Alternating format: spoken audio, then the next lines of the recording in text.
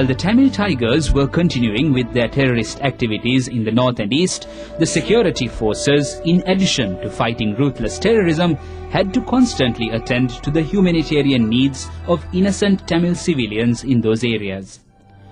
When the civilians were in desperate circumstances in the conflict areas, the Tigers aggravated the situation more and more by using the agony of the civilians to their advantage. The humanitarian activities undertaken by the state's defense forces put the island on top as a country caring for humanity and fostering human rights. The state's defense forces were at times seen conducting medical clinics in the Jaffna Peninsula, an area with a predominant Tamil population, caring for civilians and critically ill patients. The Air Force undertook to airlift some of the critically ill Tamil patients to the General Hospital in Colombo, the capital of the island. As the Tamil Tigers were set to disrupting the education system in the Jaffna Peninsula, the state's Air Force went all out in transporting school books to the students, subsequent to which the security force commander in Jaffna took action to distribute them amongst the needy children.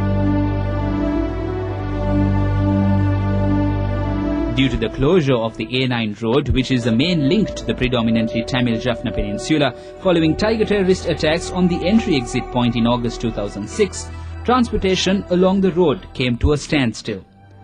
Food stocks in the Jaffna Peninsula were affected due to lack of stocks reaching Jaffna by road. The army had to intervene in distributing cooked meals among the civilians. With the shortage of medical supplies in the peninsula after the closure of the A9 road by the Tigers, army doctors along with some civilian doctors conducted several medical clinics for the Tamil civilians in the peninsula. The Tamil civilians in the peninsula will always remember how the state's defense forces supplied them with cooked meals at times of real need during the conflict times. The state defense forces' compassion was not restricted to the north of the island, but it extended to the east too.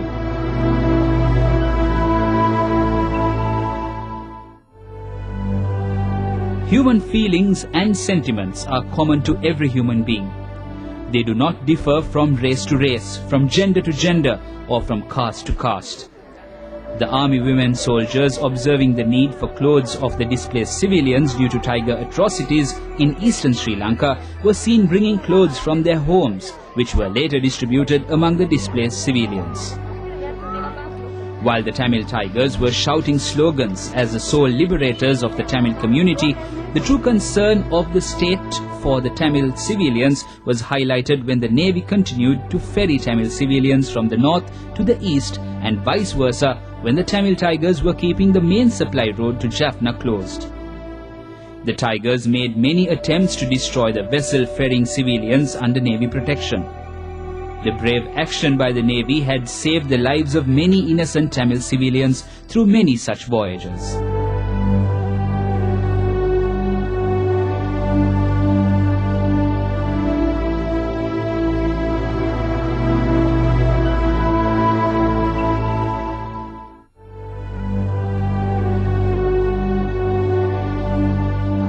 The torrential rains that resulted in landslides in the Central Hills gave a new dimension to the State Defence Force's humanitarian missions. Air Force rescue teams were employed to airlift Sinhalese and Tamil people who were trapped in areas inaccessible by land. Over 135 men, women and children, including pregnant women and elderly persons, were rescued and airlifted by the Air Force. The Air Force also carried 4.2 tons of essential food items to affected areas. The affected civilians paid tribute to the members of the defense forces who considered their own lives second to those of the innocent civilians. The government's concern over the displaced and disturbed civilians in the conflict areas did not end with the development of the state's defense forces. The government went to the extent of allowing the UN and UNICEF to help the affected people in the east. The continuous supply of essential food items to the north during the year 2006 was an uphill task undertaken by the government, as the Tigers were bent on disrupting these activities through terror. The Navy was employed in providing security to the supply vessels as well as ferrying food stocks on their own naval vessels. 89,000 tons of food was ferried to the Jaffna Peninsula by the Sri Lankan Navy.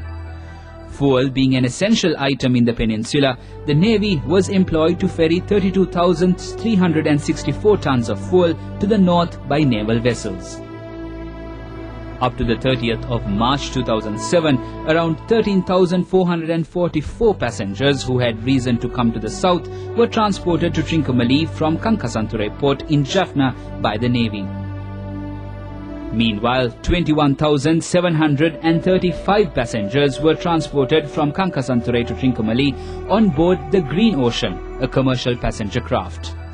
The security of the vessel was guaranteed by the Sri Lankan Navy despite repeated suicide attacks by LTTE Tiger boats.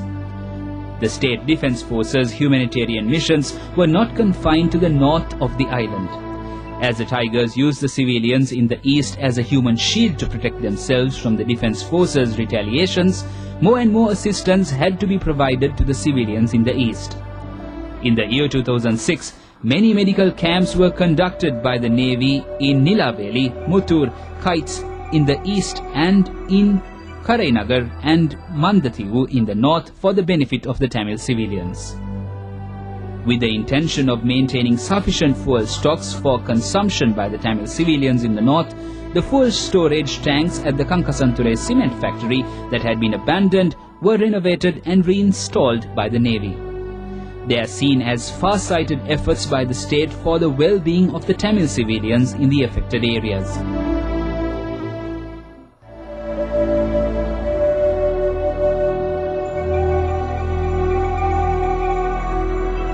The airlifting of stationery by the Air Force from Ratmalana to Palali in Jaffna to be distributed among Jaffna school children is yet another humanitarian concern that the government had shown for the cause of education in the Jaffna Peninsula. The Air Force also came forward to transport critically ill patients in need of urgent medical treatment to the Colombo National Hospital, which became a routine gesture illustrating the state's concern regarding the humanitarian needs of the Tamil population in Jaffna. While making every attempt to debar the supply of essentials to the north, the Tigers were attempting to project to the outside world that the civilians in the peninsula were not being cared for by the government.